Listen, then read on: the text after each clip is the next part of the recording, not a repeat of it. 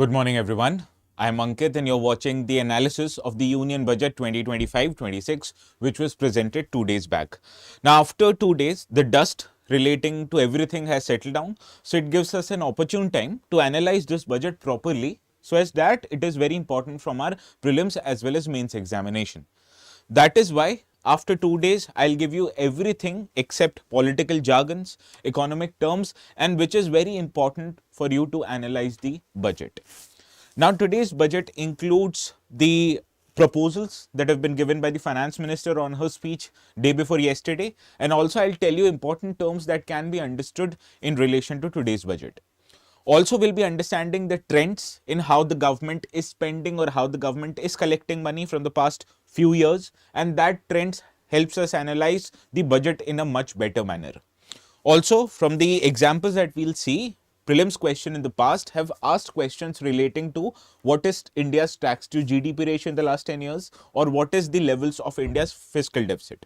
So we'll understand the broad trends in our today's discussion. Now, good morning, Bulbul. Good morning, Saujanya. Welcome you all. I hope you had a very great weekend. The purpose that I told you in the Telegram channel that not to spend too much time in reading the articles, analysis and explain section of the various newspapers relating to budget is because these kind of commentaries will continue from very different perspectives in the upcoming days. However, our purpose is just to take away the key important highlights, data and facts from the budget which we can utilize effectively in our examination. So that is the purpose of today's session. Now, also if you look, I have provided many important videos relating to budget, so you can look into that. So let us start our today's session. The notes for this session after this session ends will be available on my Telegram channel called ATS Live. So please make sure to find ATS Live in the Telegram search bar, which is located on top right hand side of your app, or alternatively you can also scan this QR code which will take you directly to the Telegram channel.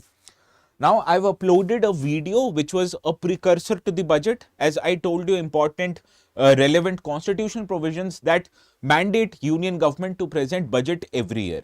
And it was a convention earlier that the budget was presented on the last working day of the February, but it created whole sets of new problems that the government has to take advances in order to fulfill its need for the next financial year, because from the April 1st, 20 or whatever the year the starts, the union government did not or was not able to approve the budget. However, since 2017, we have seen that the budget presentation has been advanced from last working day of the February to the 1st of February itself. And this has done away the need for vote on account. Now, I've discussed relevant provisions in this video, which is available on the YouTube channel. So please make sure to watch this video. For the ones who want to see where the videos are available, I'll take you to the YouTube channel.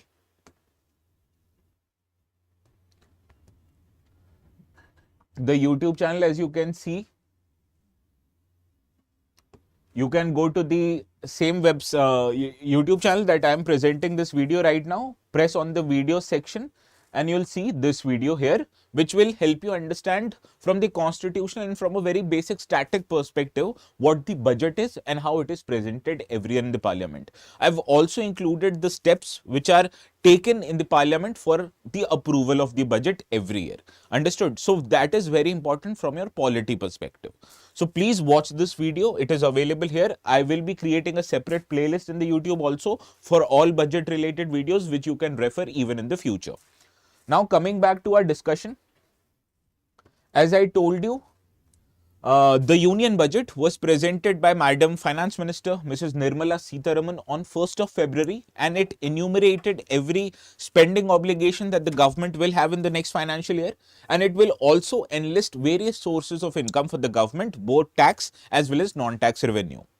Also, to meet its spending requirements, we have seen that the governments, both India and foreign governments, they have relied on what is called as borrowing measures. So we'll understand why or how much borrowing is taken by the union government, and also what are the limits based on which the governments can borrow money.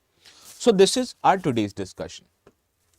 Now, This union budget was very transformative in one aspect because this was the first time the government enlisted its vision for Viksit Bharat. For those who are not conversant in Hindi, the term Viksit means developed. So, India wants to become a developed country by the year 2047. So, primarily, the notion of economic development or what makes a country a developed country is based on the economic figures that the per capita gross national income of the country should be more than 14,005 US dollars, then that country will be categorized as a developed country. However, the union government has given some kind of a targets on what it feels that Indian economy would be developed by the year 2047. So that are the visions that has zero poverty, that India should be free from the ills of poverty by 2047. 100% good quality school education should be provided to the children of India as they will constitute the workforce in the future. Also, access to high quality, affordable and comprehensive healthcare should be provided to people in the country so that it makes them better in their health. It reduces their out of pocket expenditures on healthcare expenses and prevents them from any future health related risks. So that are the visions of Viksit Bharat, that is developed India. Also, the supply of skilled labor should be 100% so that this skilled labor is able to gain a meaningful employment. As gaining meaningful employment means a steady source of income, a high source of income which will help persons meet all their aspirations in their coming lifetime. Also, India's labor force participation rate, although has increased manifold in the past few years, however, it still remains around 36%. That only 36% of women who are eligible to work, they are working currently. So, to increase the potential of our growth and growth prospects, the government wants to double this figure of female labor force participation to 70%. That 70% of women will be participating in different economic activities. So, when you understand twice the number of women who are employed currently will be participating in economic activities by 2047, the prospects of India's economic growth will increase manyfold. Also, farmers who are the providers of food, they will be making the country a food basket in the world, because currently we are very self-sufficient in growing vegetables, in growing cereals like rice and wheat. But when it comes to meeting the needs for pulses, edibles, oil, etc., we are dependent on imports. So our current vision going forward wants to make India Atmanirbhar, that is self-sufficient in growth of pulses and edible oils. Understood. So this is the vision that the government has presented in this budget, and this is the first time government has enlisted targets what it wants to achieve by the year 2047. Understood. Good morning, FTY. Now this was the setup of budget that government said we want the budget in current year and the coming years to achieve this target by the year 2047, as India wants to become a developed nation or Viksit Bharat by the year 2047. Now, this budget also provides a immediate aim for next 5 years. That this budget, it wants to initiate transformative reforms in across 6 sectors or domains, which will help supplement or augment the growth potential and improve the competitiveness of the products that we manufacture. As by improving the competitiveness of the products that are manufactured domestically, India wants to increase its export potential. So for that, the 6 major focus sectors of the government in next 5 years will be improvement in the taxation policy. As we'll understand in our today's discussion that the government wants to bring a new bill for income tax which will replace the Income Tax Act of 1961, and it will be much more comprehensive while being easy to read and much more navigable. Further, India wants to undertake developments and reforms in the power sector, because we are seeing power sector is transforming rapidly. Earlier, we were reliant more on fossil fuel based power sources like thermal power, gas based power, but we are looking to make our power sector a more renewable sources, so that the prevalence of solar power, wind power, hydro power will be increasing in the coming year. So for that, we need reforms in the power sector. Also, India is undertaking huge developments in becoming an urban country, as currently about 33 to 35% of country's population lives in urban areas. However, by 2047, it is expected that 60% of our country's population will be residing in urban areas. So we need to transform our urban areas. We need to make them more developed, much more livable for people. So for that, we need to reduce congestion, we need to improve the ease of living, and we also want to make housings affordable in our urban areas. So for that, massive developments in the urban development sector will be taken by the government. Also, we have seen in the recent past, India is rich in many natural resources, but we need to have the capability to mine, to process, and then to refine these kind of minerals so as to gain sufficiency in our mineral sector. As currently, for minerals like critical minerals, we are dependent on other countries like China. So as to increase the self-sufficiency or Atmanirbharta, we also need to develop our mining sector. Whereas financing for all the economic activities are provided through financial sector. So by undertaking reforms in the financial sector, will be increasing formalization of our financing sector, will enable finance sector to serve the needs of farmers, medium, micro, small, medium enterprises, entrepreneurs, etc. For that, we will be undertaking developments in financial sector. And also, the purpose of regulation is to achieve the highest growth of economy while preventing the negative externalities. But we have also seen that regulation in the past, previously from 1991 and before, these regulations stifled the growth prospects of Indian economy.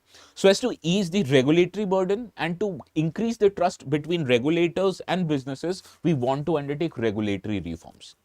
So this is the next 5 years projection that the government has given, that it will be undertaking reforms and comprehensive development of these 6 important sectors or domains. Understood? So this was the context of our today's budget. Now, before understanding important terms, let us try to understand major proposals that were given by the Union Finance Minister in today's budget. Now, as you can see, the government enlisted what it wants to become by the year 2047, that it wants India to become a viksit Bharat, that is a developed nation.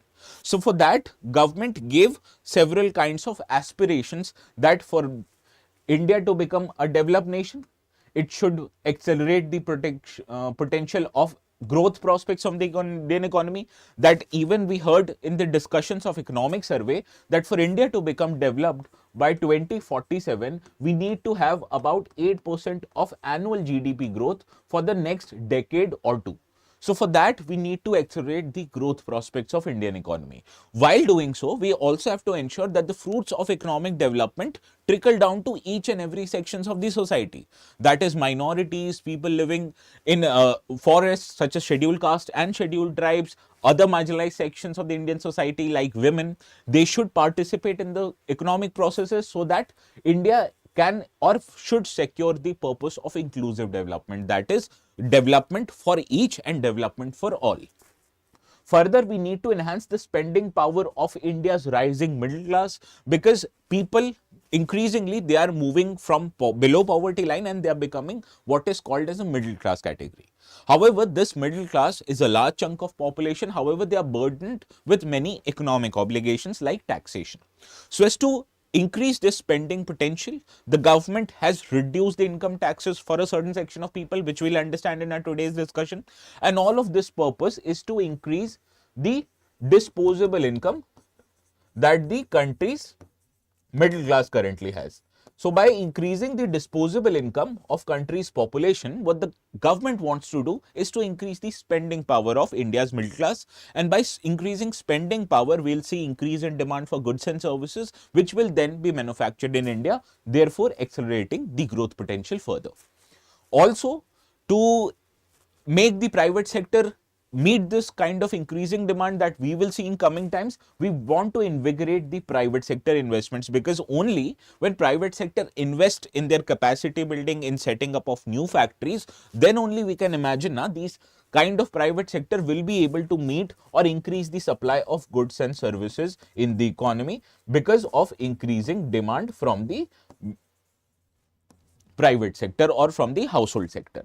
So because of these, we will be able to uplift the household sentiments, that they will be viewing our Indian economy from a much more positive terms, and because of this they'll increase the spending for goods and services, which by invigorating the private sector investments will be looking to increase the supply also. So this is the aspirations of what the government holds from our budget. Now moving on to,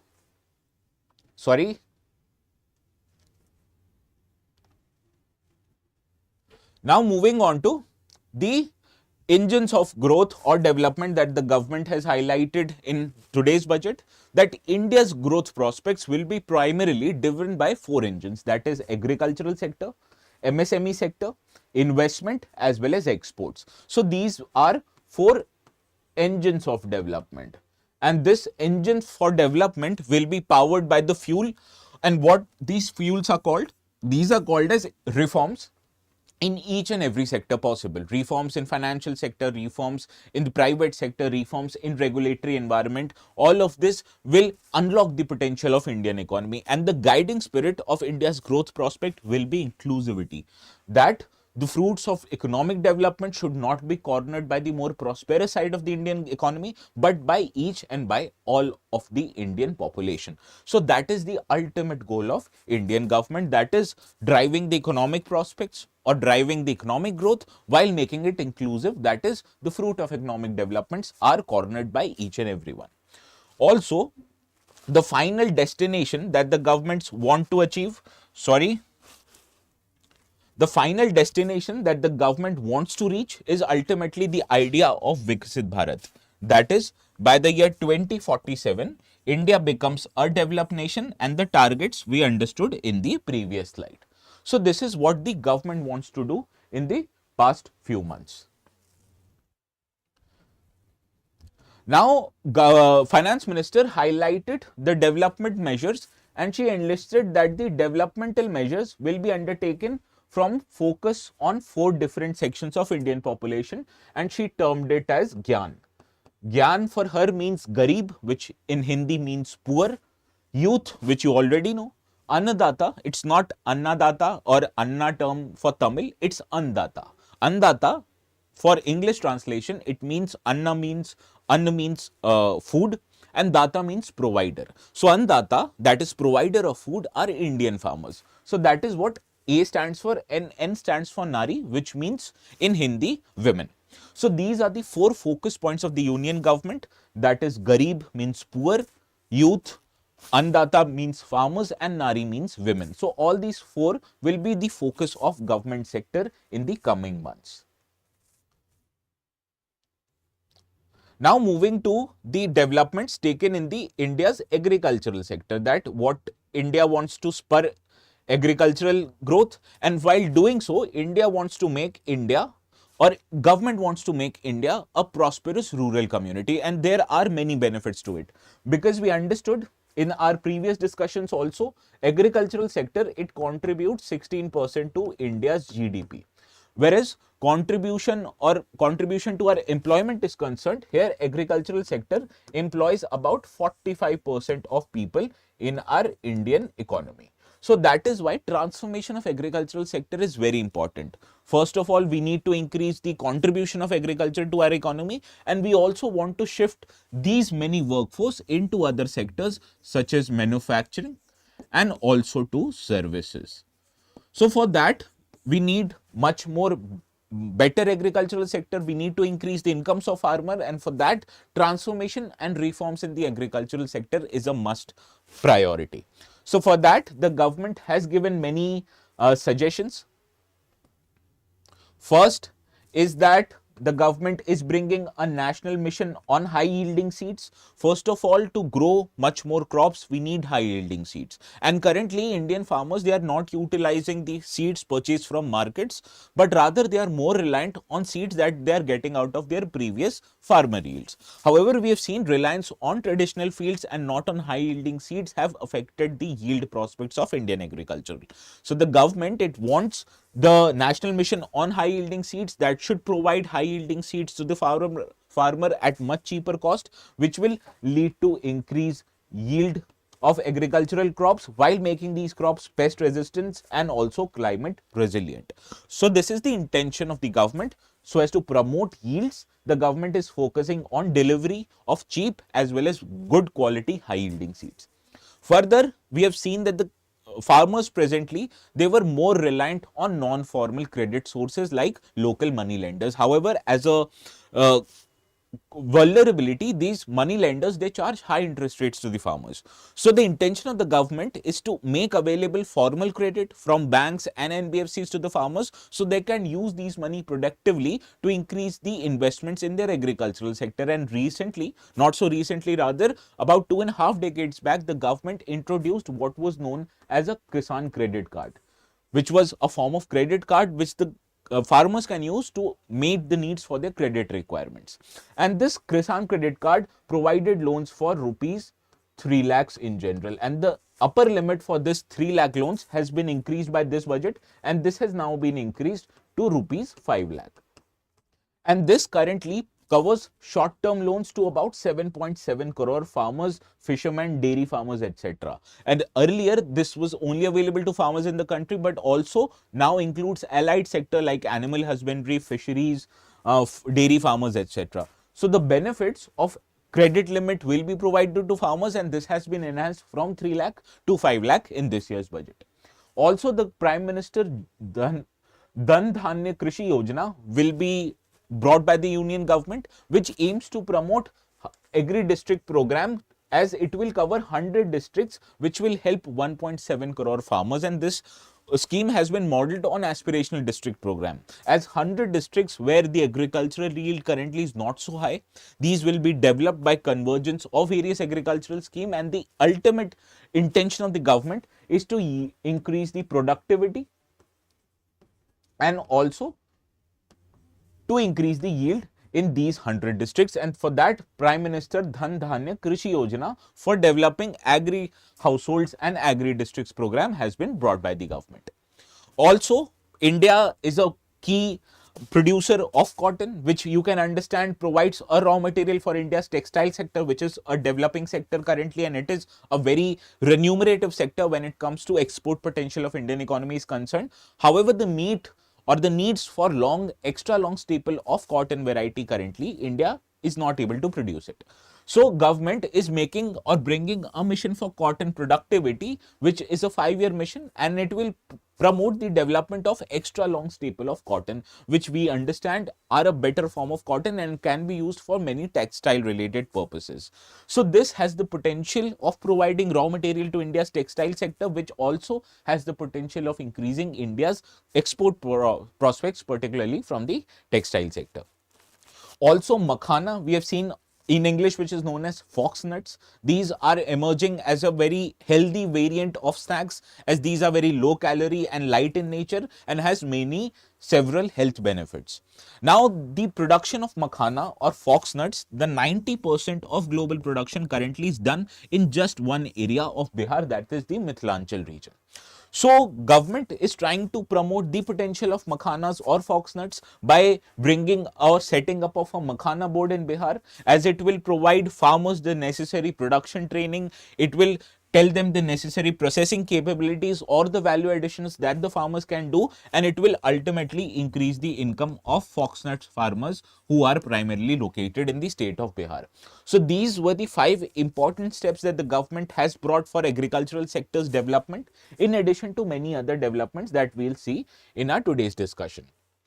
Now, another important development, as I've already told you, is that the needs for edible oil and pulses currently is not met from Indian domestic sources. Rather, we have to import these pulses and edible oil from other countries to meet our domestic demand. So one of the key intention of the government is to increase the production or make India an Atmanirbhar Bharat as far as production of pulses are concerned. And primarily 3 pulses, that is tur dal, urad dal and masoor dal, which are extensively used in our households and even constitute our day-to-day diet, they will be a special focus of the government, as the production of these 3 pulses will take place by development and commercial availability of climate resilient seeds, enhancing the protein content of the existing seeds by genetic modification, genetic editing, etc. And the aim is to increase the productivity of the farmers who are growing pulses in India. As in recent times, particularly in the last decade or so, we have seen the net sown area for pulses, they have increased by 50%. But still, we are not able to meet the demand from domestic sources. So we need to increase the production of pulses quite further so as to make India an Atmanirbhar in pulses. Further, we need to improve post-harvest storage management and assuring remunerative prices to farmers, and this will be done by various reforms that the government will bring. Also, government sees India Post, that is the Dak Vibhag of Indian government, as a catalyst for rural economy. Currently, India Post not just delivers letters and couriers, but it also provides various kinds of banking services to the rural people, like deposit accounts, delivery of money through ATM, payment banks, etc. But in coming future, the government sees rural post as a catalyst of rural economy, because in addition to providing banking and financial services, Indian Post also has a large network of logistics which can be utilized to deliver goods and services in rural areas. So this is how India Post will act as a catalyst for rural economy, particularly making rural community hub co-location, institutional account services, financial services, as well as assured insurance as well as digital services, which will be provided in addition to the logistic services that the India Post currently offers. Now, from agricultural, we move to next priority of the government, that is supporting the MSME sector. Now, as I told you, MSME sector in India is very important for our rural economy, particularly not just for rural, but for Indian economy in general, because these MSMEs, they employ 11 crore of Indian people. They account for 45% of India's exports, and they account for 30% of India's total GDP. So that is why MSME sector remains very important for the health of Indian economy. Now, the government wants to support MSME with a further intention to make India, or to make products itself in India. And for that, government is providing various kind of financial benefits to the MSMEs. First of all, credit card for micro enterprises will be provided, which will have a 5 lakh limit for a micro enterprise registered on Udyam portal. And in first year, 10 such credit cards will be issued to micro, small and medium enterprises. Also, a scheme for promotion of entrepreneurship, especially the first time entrepreneurs, has been brought, that for 5 lakh first time entrepreneurs, including women, members of scheduled caste, scheduled tribe communities, a new scheme will be launched which will provide a term loan of up to 2 lakh crore for the next 5 years. And you understand, the provision of loans, of credit card or credit, is to enable these MSME to undertake technological development, to increase their capacity, which will help them produce much more in the coming future. Also, the manufacturing mission of the government, it wants to focus in providing ease and cost of doing businesses to the government. It wants to make India a future ready workforce for in-demand jobs, and also wants to make high technology available to the MSMEs so that the MSME sector becomes vibrant and dynamic. Also, these MSMEs should make quality products which you can understand will increase their prospects of exporting their goods to other countries. Also, a clean tech manufacturing initiatives has been brought, for where the clean technology, such as manufacturing of batteries which will be used in energy storage, powering the electric vehicles, these will be undertaken by MSMEs, and that will make India an Atmanirbhar Bharat in true sense, because currently we are dependent on other countries in meeting the needs for our battery requirement, etc. Also, the government wants to focus on labor intensive sectors such as footwear and leather sectors. Here the scheme is expected to facilitate employment of 22 lakh people, generating the revenue of 4 lakh crore and exports of more than 1 lakh crore. As far as development of toy sector is concerned, as we have seen in the recent past, India has rather become not a net importer of toys, but rather a manufacturer of toys in India itself. And Indian toys, they are very much better there in terms of quality, in terms of their environmental potential, that they are using very sustainable materials which makes them much safe for use of children. And for that, measures of toy sector have been developed, such as development of new clusters, skills and manufacturing ecosystem, which will help India promote a made in India brand, which then the Indian toys will also be exported to other markets. Further support for food processing sector is very essential, as food processing increases the value addition of the crops that the farmers eventually grow, and it also has the potential of increasing the income for farmers in general. So for that, we need a developed foreign food processing unit which will help supply processed food to our urban population, where the demand for processed food is increasing day by day. So for that, the National Institute of Food Technology will again be set up in Bihar, as it will provide enhanced income to the farmers, entrepreneurship and employment opportunity to the youth. So we are undertaking two measures. We are increasing income of the farmer while creating more employment prospects for the youth who do not want to participate in the agricultural sector.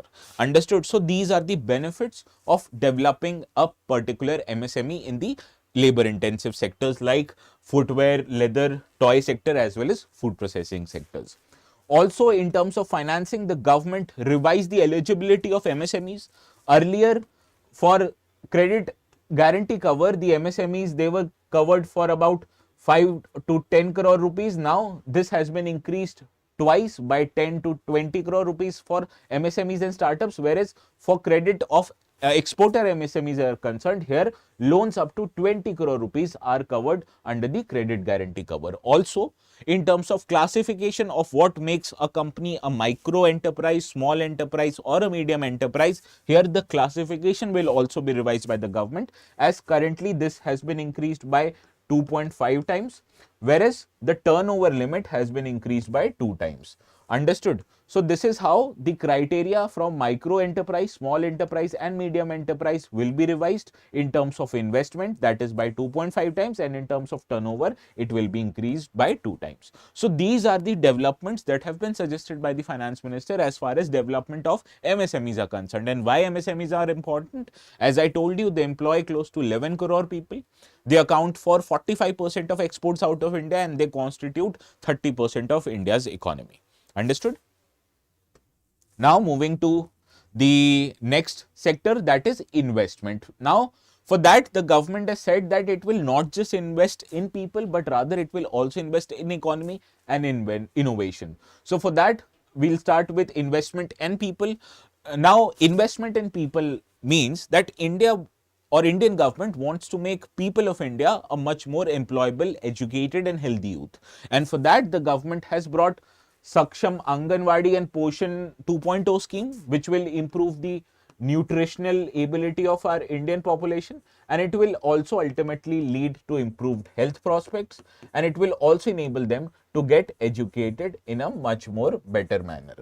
Further expansion in capacity of 5 IITs will take place, as it will increase the seats by 10,000 in number. And we have seen in the recent past, the seats in IIT in the last 10 years, they have increased from 65,000 to 1,35,000. So this is how the capacity increment in IITs have taken place, and so the capacity increment in the healthcare sector or the medical colleges also, which we'll look into further. Now, daycare cancer centers will be constituted in all district hospitals in our country. For that, the government wants to provide adequate and good care for cancer patients, which will help them get better in their health. Also, a Bharatiya Bhasha Pustak scheme will be launched as a digital library for all Indian based languages, and their books will be available for our Indian youth to use them for their educational purposes. 5 National Center for Excellence for Skillings will be developed, and Atal Tinkering Labs, which are labs set up in the schools, they will be developed, as 50,000 labs will be set up in the next 5 years in the government schools. Now these labs, they help students to gain practical knowledge in their school, and also help develop curiosity and a mindset for innovation, which we understand in coming future will reap rich dividends for Indian economy. Also, as I told you, government wants to develop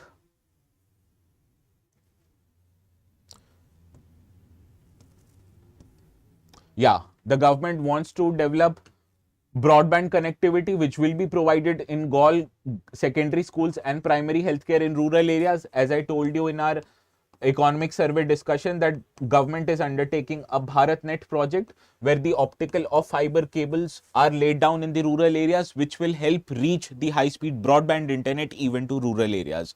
Now the government wants to deliver broadband services or high-speed internet services to all government secondary schools and primary healthcare schemes, which will increase the digital connectivity in rural areas. Also, expansion of medical education will take place as 10,000 additional seats, with the goal of adding 75,000 seats in the next 5 years will be taken by the government, as it will improve the prospects of medical education in the country, as no longer students will have to go to countries like Nepal or Central Asian republics to undertake medical education.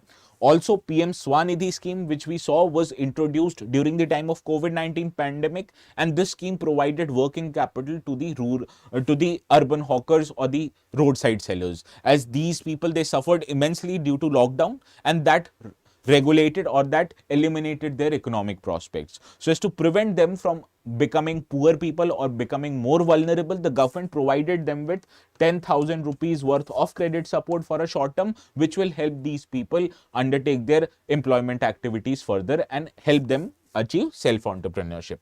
Now, this scheme will be revamped with enhanced loans from banks, as well as a UPI-linked credit card and capacity building support will be extended to these roadside hawkers, as it will improve their income prospects in the future.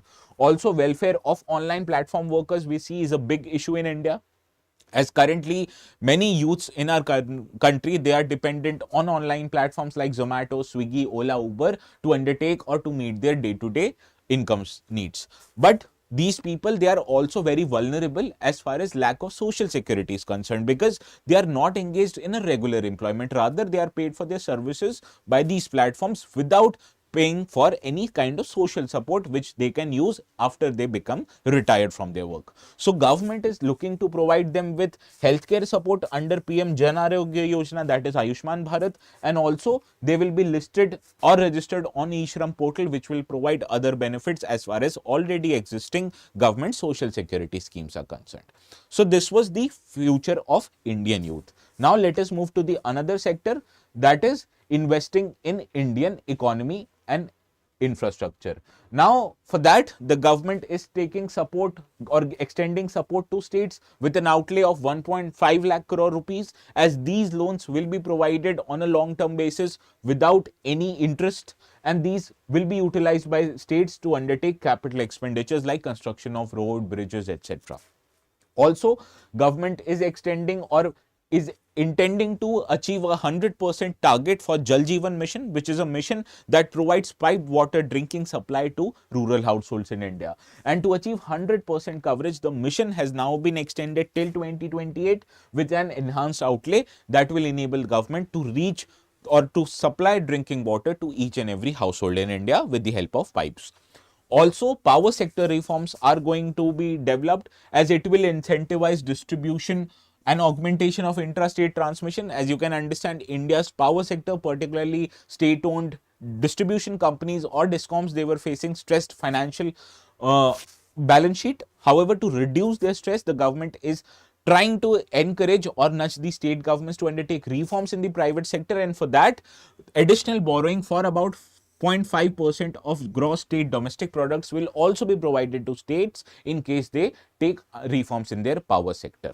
Also, the government is undertaking a new plan for asset monetization, as asset monetization earlier began with a program called National Monetization Pipeline, and this program will be brought back again for unlocking of 10 lakh crore of government assets, as these assets can be lended to private sector so as to utilize them for economic activities. Also, an urban challenge fund will be created, as this fund will be supported by both public as well as private sector companies, and 1 lakh crore rupees will be implemented to use or make Indian cities as a growth hub or become a creative redevelopment centers and provide them with water and sanitation facility. Now, majority of this urban challenge fund will be provided through a public-private partnership mechanism, that is PPP, and also undertaking development of our country's logistic sectors such as Maritime Development Fund, which will provide a corpus of 25,000 crore rupees, as these corpus will be used by government to undertake developments in our marine and shipping sectors, because it was the shipping sector that saw various kind of a stress due to a war between Israel and Hamas. As the disruption of shipping industry, particularly the industry that used to navigate through Suez Canal, it saw India becoming a vulnerable economically, as India did not have the supply of ships and hence it was dependent on ships from other countries. So cognizant of this reality, the government now wants to develop a shipping industry of its own, as the country, both private and public sector, should have a shipping fleet of its own that can be used for Indian trade purposes, and for that Marine Development Fund was categorized. Also, government wants to undertake development in India's energy sector. As we understand, India is trying to move away from a carbon intensive energy generation like thermal power, gas based power, to a more renewable based power. However, in between, there's an alternative also called as nuclear energy, because harnessing nuclear energy, we can generate clean energy at a much lower cost than the renewable sources. And for that, the government is undertaking a nuclear energy mission, where currently the amendments to Atomic Energy Act as well as Civil Nuclear Liability Act will be taking place, so as to increase the private investments in our country's nuclear energy sector, and also the development or research and development of small modular reactors will be undertaken by the government, with an intention to deploy as many as 5 small modular reactors which are indigenously developed by the year 2033. So this is what the India wants to do in the nuclear energy sector. Also, with the focus on transportation sector, particularly air transport, the government is looking to promote the UDAN scheme, that is the scheme for regional connectivity of airports, as 120 new destinations will be connected using this UDAN scheme, and it will carry about 4 crore passengers in the next 10 years. So the intention of this government scheme UDAN, that is to make the air tourism or air transport much more affordable to people, as in own words of Prime Minister, even the Hawaii Chappal people, that is people who are wearing flip-flops, they can travel in Hawaii Yatra or in the aviation sector. So in order to make aviation sector much more affordable for middle class, the government is bringing this UDAN scheme, which will connect 120 new airports, and it will also increase the air connectivity in Indian economy. Also, future needs of Bihar will be taken care of by setting up of a new greenfield airport in existence of already constructed airports. Financial support for Western Kosi Canal project are provided to Bihar, and this was a political commitment by the Indian government. Additionally, the houses that were stuck in between due to the insolvency of many real estate developers, the government undertook a development of Swami scheme. That was a scheme for provision or completion of real estate projects that were back in or that were not completed by the private sector. And for that, government provided funding to the private sector, and many government companies like NBC, they took over these projects and completed and delivered the houses to the India's middle class sector. And under the first phase of this scheme, as many as 90,000 houses were completed and handed over to the people of India. Now, this second phase of the scheme will be implemented by additional fund, that 1 lakh more people will be given the delivery of their new houses with the help of 15,000 crore allocation. So this was the support given by Indian government to people, so as to make houses affordable to our people and also increase the supply of houses in our country's urban areas, which is very much essential if we want to increase the ease of living for Indian people, if we want to make housing affordable to people. So for that, we need to increase the supply of houses, and construction of an already delayed houses is a way to go for a government. Now, another focus area for the government was the development of tourism sector, because tourism sector, as I told you in the economic survey discussion also, tourism is a important source of revenue and income for people living in Himalayan states in the northeastern part of the country, and also on the islands of Andaman Nicobar and Lakshadweep. And these sectors or these people, they were affected manyfold due to COVID-19 pandemic and its resulted shutdown or lockdown. Now, as India wants to become a net receiver of tourists from foreign countries, so for that we need to develop our tourism sector. And also, there were many suggestions given in this year's budget to develop the employment and growth prospects in the tourism sector. First, that the government said that top 50 tourist destination sites will be developed in partnership with states, and these sites will be provided with funding from both state and central government. Also, performance linked incentives to the states will be provided, as the states, if they undertake reforms in the tourism sector, they undertake betterment of the existing tourism facilities, then the states will be provided with performance linked incentive from the union government. Also, introductions for mudra loans will be provided for development of homestays, as it will provide a cheaper options for tourists to stay for longer durations, as they do not have to solely rely on hotels. Also, government is looking to provide ease of travel and connectivity in tourist destinations, one of which was Udan scheme, and also the road networks will be developed in these areas, which will make these areas much more accessible for tourists. Further, intensive skill development programs for youth will be taken place, so that they know how to receive tourists, they want to know how to talk to tourists, and for that the skilling development will be taking place. And also, streamlined e-visa facilities will be introduced, which will make tourist or issuance of visas to tourists a much easier affair now. Understood? Now, as I told you, government is investing in people and economy. Now, government wants to invest in innovation also. So, for that, the government has brought many other initiatives. First is Gyan Bharatam mission, where documentation and conservation of our manuscript heritage will take place, as it will cover more than 1 crore manuscripts, which will be digitized and repositoried into the government owned servers. Also, a gene bank for crop germplasm will also be developed, as 10 lakh germplasms line they will be set up, which will include or provide India with the necessary food and nutritional security. Also, a PM research fellowship scheme will be extended to more 10,000 fellowships, which will be provided fellowships as well as academic support in the country's IITs as well as Indian Institute of Science, which is located in the city of Bangalore. Further research, development and allocation will be taken place with the allocation of 20,000 crore more rupees, which will be implementing in private sector driven research development and innovation initiative, because we understand currently most of the R&D work in India is done by government as well as PSUs, which are government owned entities, whereas research and development by private sector is concerned, which is it is not even the half of the government's spending on research and development. So government wants to increase the private sector participation in R&D functions, and for that government is providing the monetary support also.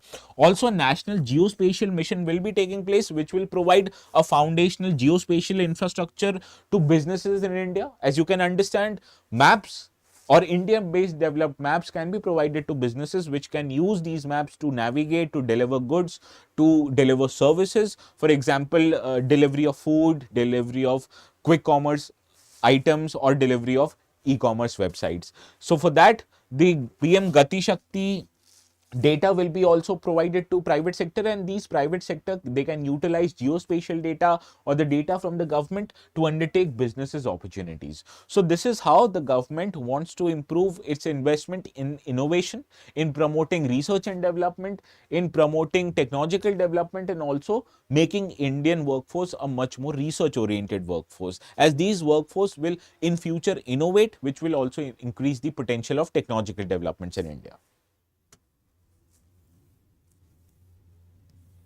Sorry, this is behaving strangely today. Yeah. Now also government is looking to promote exports from India. As you can understand, government is undertaking this export promotion mission, as through export promotion, sectoral and ministerial targets will be given to each and every ministry, which will facilitate easy access to export credits to exporters of India. Also, it will cross-border factoring support and support to MSMEs will be given to as to tackle non-tariff measures which are implemented, such as sanitary and phytosanitary measures that are implemented on Indian products in developed countries, and the MSMEs they will be provided support on how to meet this kind of non-tariff requirements if they want to export their goods to developed countries, and this ultimately will increase the export potential of India's MSME sector. Also, Bharat TradeNet will be set up, which will be a digital public infrastructure that can be utilized by exporters to file their required documentation, access financing from the services, and the intention of this particular digital public infrastructure is to integrate India closely with the global supply chains. As Indian made products, they can be exported to other countries, which will be utilized in manufacturing processes there, or Indian businesses can also import many kind of inputs that can help Indian businesses to assemble and manufacture goods and services in India itself. For example, mobile phones, they require large amount of components which are imported into India from countries like China, South Korea, Taiwan. For example, Taiwan provides us with microprocessors, South Korea provides us with screens, China provides us with printed circuits board which are assembled and manufactured in India, and then a whole mobile is manufactured in India. So for that, we need close integration of global value chains, that is supply of components, and these components should flow into India easily, and that will enable development of our manufacturing capabilities. Also, a national framework for global capability centers will also be developed. As we understand, India's service sector is changing its outlook. Earlier, India's service sector was providing a low value addition or low remunerative jobs like call centers, etc. But now India's service sector is even providing employment to highly skilled workforce in the global capability centers, which are offices of multinational companies located in Indian cities, primarily the metro cities. But now the government wants to develop these global capability centers in tier 2 cities also, and for that the national framework for global capability centers has been introduced. Also, the warehousing facility for air cargo will be facilitated, which will reduce the time taken for delivery of goods and services and also make our logistics sector much more efficient, albeit somewhat expensive. So these are the measures that have been taken by the government in order to solely promote exports out of India, especially exports of goods and services, which will be done through MSMEs, which will be done through global capability centers. Now, let's talk about the few that are reforms. And for that, the government is undertaking the various development in India's financial sector. For example, as I was saying, India's FDI limits, particularly for insurance sector, it is currently capped at 74%. That is, only 74% of an investment in the company can be made from foreign sources. But now the government is tweaking this FDI limit for the insurance sector also, that even up till 100% of investment can be done from foreign sources, provided the companies invest the entire corpus of premium amount into Indian economy itself. Also, rationalization of requirement and procedures will be provided for speedy approval of company mergers, as it will increase the ease of doing business in India and also ease of exiting business in India. Also, revamped central KYC will be provided to financial institutions, as it will reduce the cost of KYC done, and it will also increase the convenience to much more people, as they are required to file for their KYCs even frequently. Also, a bad bank was set up by the government few years back, that is National Bank for Financing of Infrastructure Development is concerned, and it will be providing a partial credit enhancement facility for corporate bonds for infrastructure sector. And also a Grameen credit score will be developed, as these kind of Grameen credit score will help financial institutions who are extending loans in the rural sector, particularly to self-help groups as well as people living in rural areas. And based on this Grameen credit score, the assessment of the ability of the borrower to pay back the money can be assessed much more better manner, and these Grameen credit score which will be entirely developed in India. So this is how financial sector reforms and development will be taking place, as it will increase the process of getting credit from financial institutions. It will reduce the cost of KYC or authenticating the details of borrower.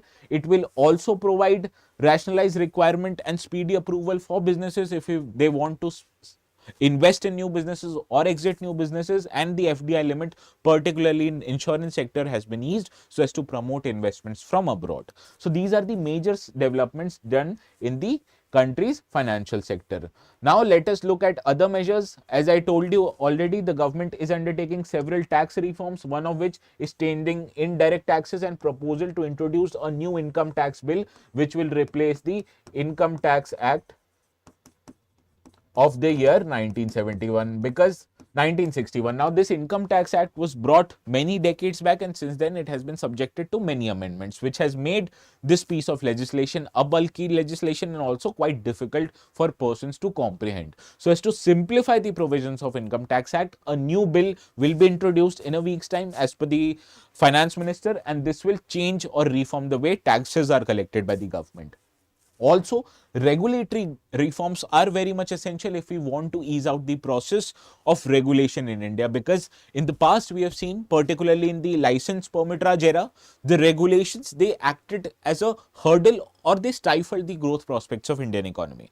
So the country realized that we need to undertake regulatory reforms as to make the regulatory atmosphere much more convenient and easy for companies to fill, and that has unlocked the potential of Indian economy. Now, government recognizes that there is a need to further reform the regulatory sector, and for that the light touch regulatory framework should be developed, that only the sectors that have a huge potential to create disruption in economy and environment, they should be regulated thoroughly, whereas the other areas of regulation should be eased and liberalized a little bit. Also, a high-level committee for regulatory reforms will be set up, as they will understand the current regulatory structure and how it stifles businesses, and accordingly they will suggest recommendations that can be implemented by the government to undertake reforms in the regulatory sector. Also, investment friendliness index will be developed for states, which will help both in cooperative as well as competitive federalism, as the states can now compete with themselves in order to make themselves much more competitive and much more convenient for businesses to invest in. Also, a financial sector and development council mechanism will be set up to evaluate the regulatory reforms, particularly in the financial sector. This was for non-financial sector, whereas for financial sector, an FSDC mechanism will evaluate the impact of current financial regulations and subsidiary instructions, along with the framework that they will suggest measures to enhance responsiveness and the development of financial sector. Also, in 2023, a Jan Vishwas bill was brought forward, 2023, which decriminalized 30 offences in India. Now, the intention of this Jan Vishwas bill was to reduce the criminalization and also promote reforms and participation by the business members. And second bill will be introduced, which will decriminalize more than 100 provisions now.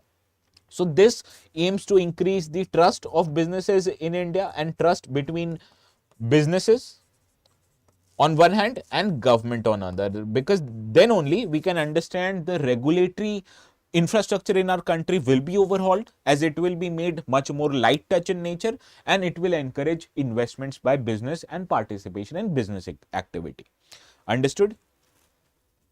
Udan scheme will only be used for interstate migration or also to foreign countries. Well, Udan scheme primarily is providing the transport services in Indian country only, as the either to untouched airports or the airports which are located in far corners of our country, they are developed so as to increase the potential of air transport, and it will also have an unintended or direct consequences of increasing the tourism potential of the area.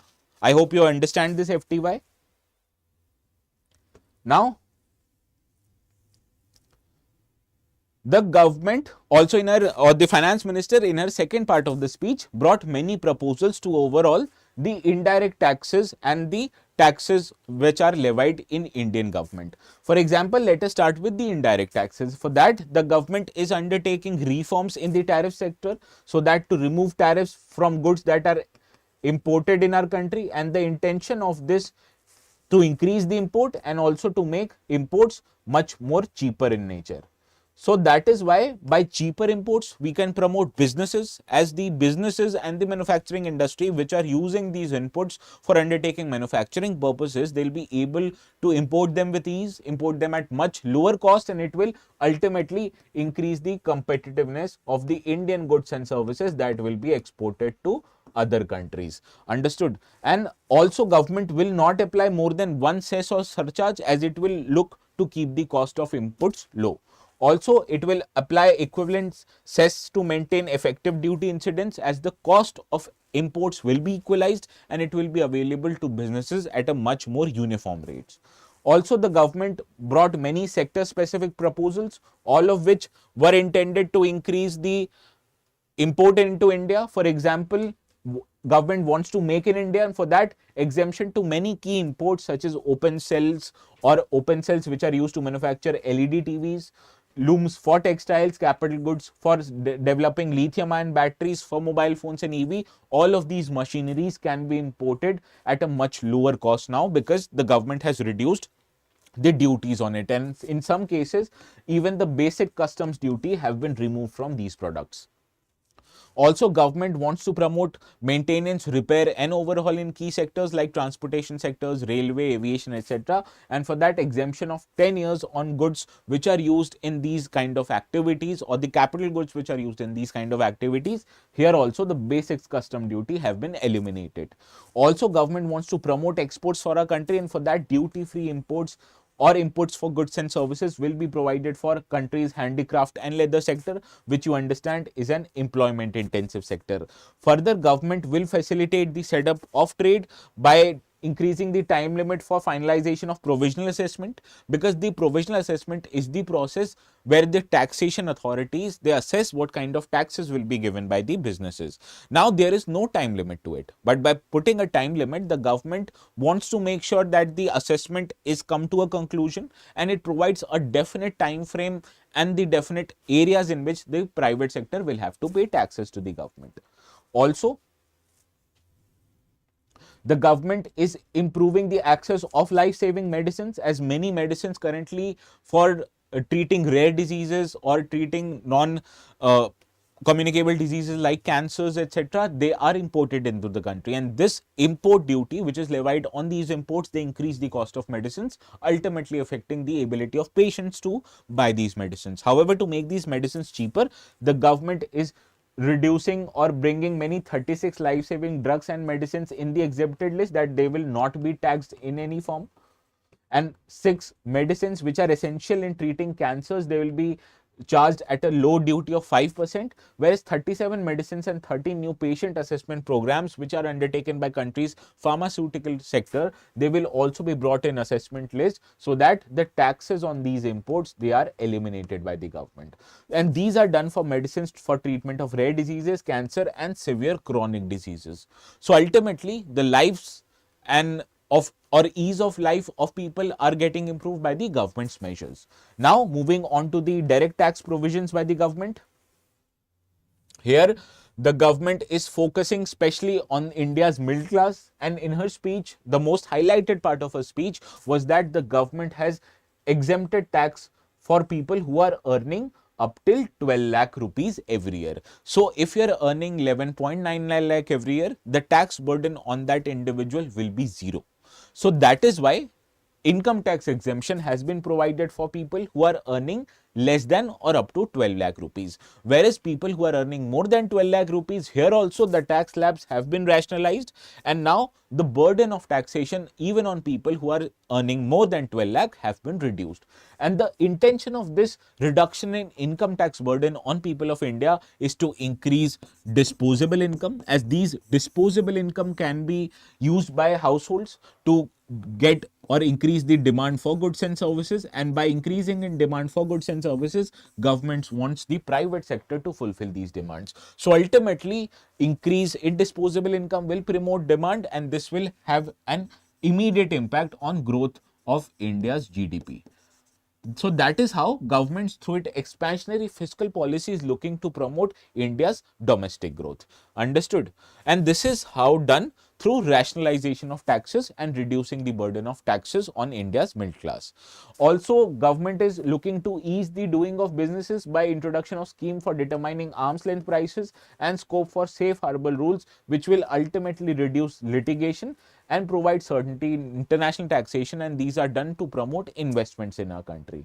Also, to make lives of our country's senior citizens much more better and prosperous, the government is undertaking rationalization in tax deduction at source and tax transaction, as the taxation limit for senior citizens have been doubled. As far as interest income is concerned, it was earlier they were provided exemption just for 50,000 of interest income. Now it has been doubled to 1 lakh. Whereas annual limit for TDS on rental income has been increased from 2.4 lakhs through 6 lakhs. Whereas the government is also encouraging voluntary compliances. If they want to undertake updates in their own tax filing, they can do so right now for 2 years, and this will be extended to 4 years now. And the intention is to reduce the compliance burden on both individuals as well as businesses. As the charitable trust and institutions, they'll have increased periods to file for compliance reports, and the taxpayers, they will be allowed to claim for 2 self-occupied properties instead of 1. Also, the government is looking to promote employment and investment in India, and for that, tax certainty in electronics manufacturing schemes have been brought. Tonnage tax, which are levied currently on ships which are exporting goods out of India or ships that are faring in sea, now they will be applicable also in inland vessels, so as to promote inland transport of goods and services. Extension and incorporation of startups have been extended by 5 years now, so startups who will be formed until 2030, they'll be eligible to get benefits from the government. Also, ship leasing units, they will be provided with increased credit from the government, and certainty in taxation in various infrastructure will provide kind of benefits for setting up of new infrastructure. So these are important tax proposals that were brought by the government. Now let us look at what are the sources that the government earns money from, or where the rupee for the Indian government comes from. From this pie chart, you can see the highest source of money that is coming to the government comes from borrowing and liabilities, and it constitutes about 24%. Whereas the income source of the government is concerned, the government is earning the highest amount of money through income tax, which will be followed by GST and other indirect taxes, followed by corporation taxes 17%. So from the descending order, you can say government is earning highest amount of money from income tax, followed by GST, and this will be followed by the corporation taxes. Whereas the other areas from which government earn money is non-tax receipts, non-debt capital receipts, as well as customs, and these are minor portions of the income. Now, let us understand from where the government is spending the money to. The highest amount of spending money by the government is done on interest payments that constitute about 20% of all payments by the government.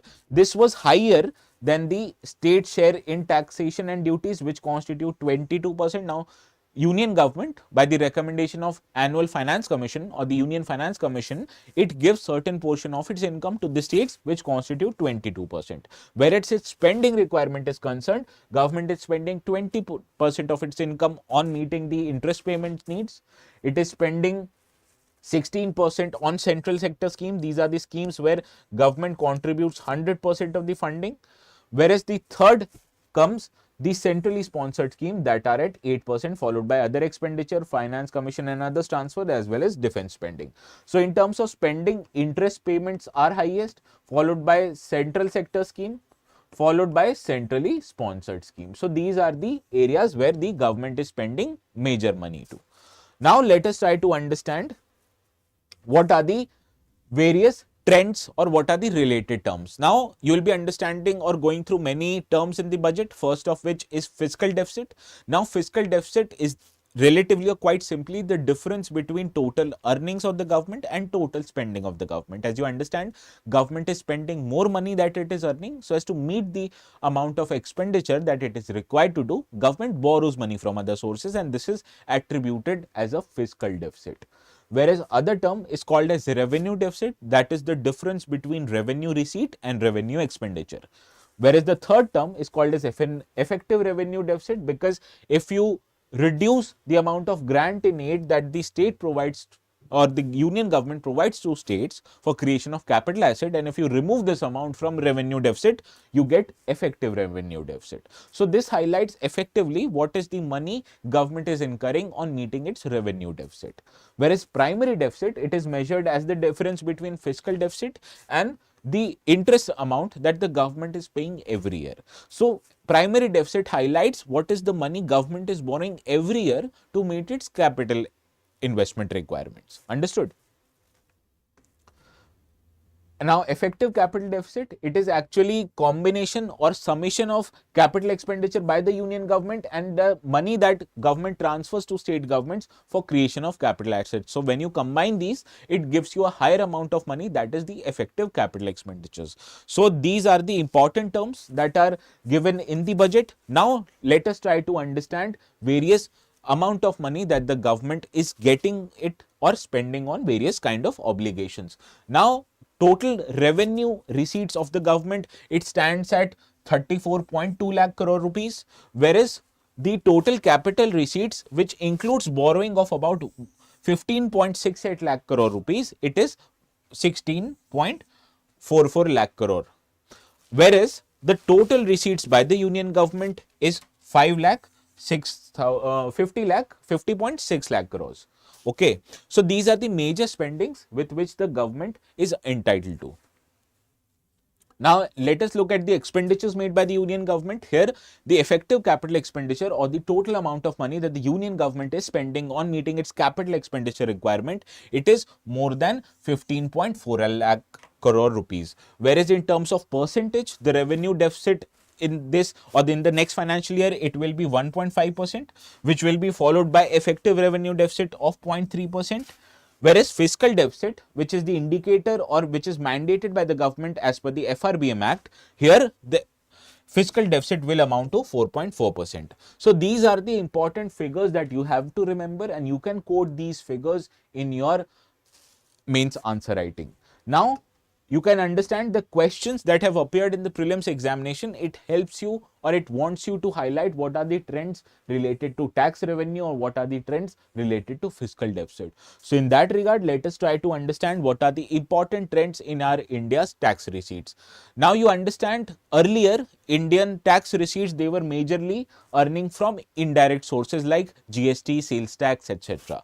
But since then, we have witnessed that the government is earning more amount of money from income taxes or direct taxes. And now, as per the budget estimate for 25-26, you can see here the amount of money that the government is making from direct taxes, it is much more than the money government is making from indirect taxes.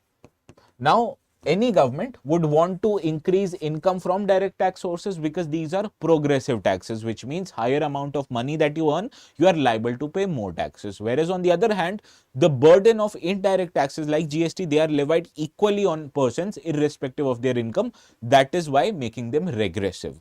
So that is why the trends we have seen in the recent past, exception of 2020 to 21, every year the share of direct taxes in government tax collections were more than indirect taxes.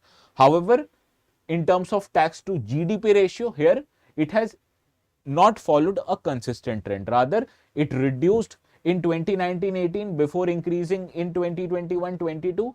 However, after 2021 to 22, it fell again to 11.3%. So the trend here in terms of taxation receipt is not consistent. So if a question comes whether India is increasing its income from taxation purposes as a percentage of its GDP, you know the answer. It is not either increasing or reducing, rather it is inconsistent. So this is how you understand the trends of the taxation collection.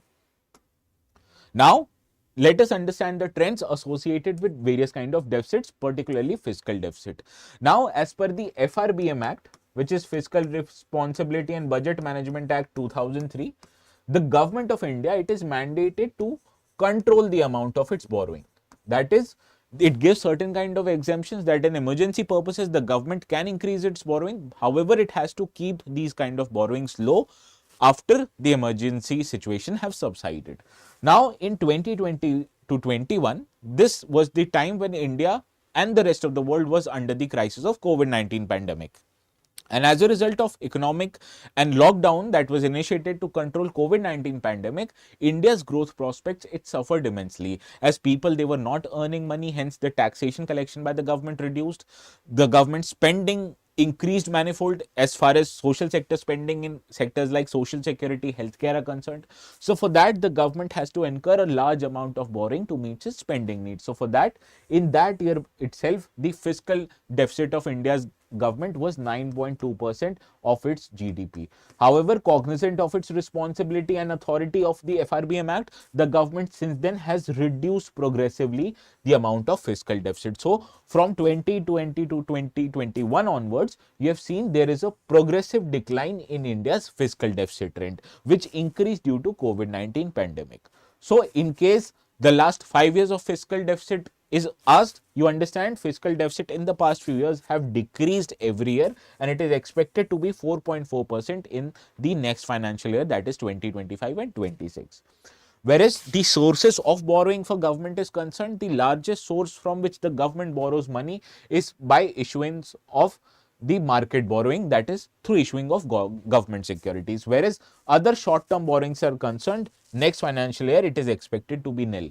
Now, ultimately, or for the financial health of the Indian government, it is expected that the financial health of Indian government is better when it incurs deficit from long term sources, and these are from domestic sources. So in terms of the liability for foreign companies or external debt is concerned, here the total external debt will be total debt of Indian government will be 15.66 lakh crore, whereas only 23,000 crore will be sourced from external sources. So in terms of putting currency risk of our borrowing is concerned, here the liability will be quite less as far as external debt is concerned. Now let us look at the trends of capital expenditure. Now in recent times, particularly from COVID-19 pandemic, you have seen that the focus of government is to create capital assets, and for that the government is spending more and more amount of money in capital expenditure purposes, and for that we understand the trends in capital expenditure. Now in terms of absolute money that is denominated in lakh crore rupees, here you can see the trend is of positive trend, that government is increasing its expenditure on capital expenditure every year from the year 2018 itself. Understood? So here in terms of absolute value, the government is increasingly spending money. But now let us understand in terms of its GDP. Here you can see from 2019 onwards, there is a progressive increase in the government spending on expenditures in capital investment. However, this reduced to 4.1 in the revised estimate of 2024 and 25, and this was the year when there were large number of elections happening in our country, and we know during the time of election the government is under the model code of conduct, which restricts the government's ability to spend on newer projects. And because India was under the election for a significant long amount of time in last financial year, that is why it restricted the government's ability to spend on capital expenses, and for that the contribution of capital expenditures as a percentage of its GDP it reduced, as against it increased in absolute numbers as we saw from the last slide. So you have to remember this break in the trend from your exams perspective. Now in terms of total transfers to state, you have also realized from 2019-20 onwards, in terms of money which has transferred to state, it has also increased. So there are allegations by many states on the union government that it is not sending the money to states. This is incorrect as per the government's own budget. Now, let us understand the important areas in which the government spends money, most of which are denominated in terms of subsidies. Here, the subsidy is a large portion of government spending, and the largest portion on which the government spends is on food subsidy. This is followed by subsidies on fertilizers, followed by petroleum subsidy. So, in terms of subsidy burden, food subsidy has the highest burden, followed by fertilizer subsidy, and this is followed by petroleum subsidy, which has reduced to a large amount of money in recent times. So these are the pecking order, that is the decreasing order in which the government spends on its subsidies. Highest is on food, followed by fertilizer, followed by petroleum. So this was all for today's discussion on the union budget. As I've told you, important proposals that were brought by the union government, in addition to trends in its spending and receipt of money. Now the notes will be available on my Telegram channel, that is ATS Live. So you can subscribe to this Telegram channel, and I will make the notes available immediately after the session ends. So this was from my side on the discussion of the union budget.